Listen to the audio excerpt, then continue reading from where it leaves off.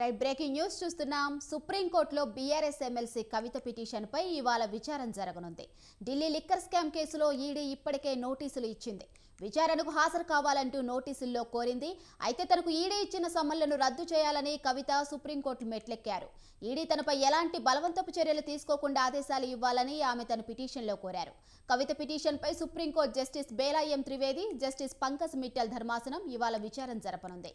దీంతో కవిత పిటిషన్పై సుప్రీంకోర్టు తీర్పు ఎలా ఉంటున్నది అన్నది ఆసక్తి రేపుతుంది.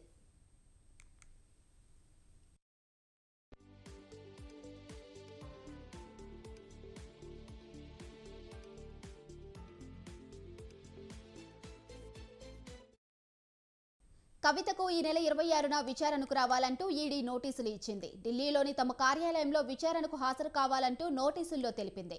అయితే కవిత మాత్రం విచారణకు హాజరు కాలేదు. ఈడీ విచారణకు హాజరు కాలేనంటూ లేఖ కూడా రాశారు. ముందే నిర్ణయించిన కార్యక్రమాలు ఉండటంతో విచారణకు హాజరు కాలేనని తెలిపారు. అయితే ఇంటి నుంచి వర్చువల్గా హాజరవుతానని, అందుకు తనకు ఎలాంటి అభ్యంతరం కూడా లేదని తెలిపారు. మరోవైపు లోక్సభ ఎన్నికల వేళ ఈడీ నోటీసులపై ఆమె అనుమానం వ్యక్తం చేస్తూ సుప్రీంకోర్టులో పిటిషన్ దాఖలు చేశారు. ఈ పిటిషన్పై ఇవాళ విచారణ జరగనుంది.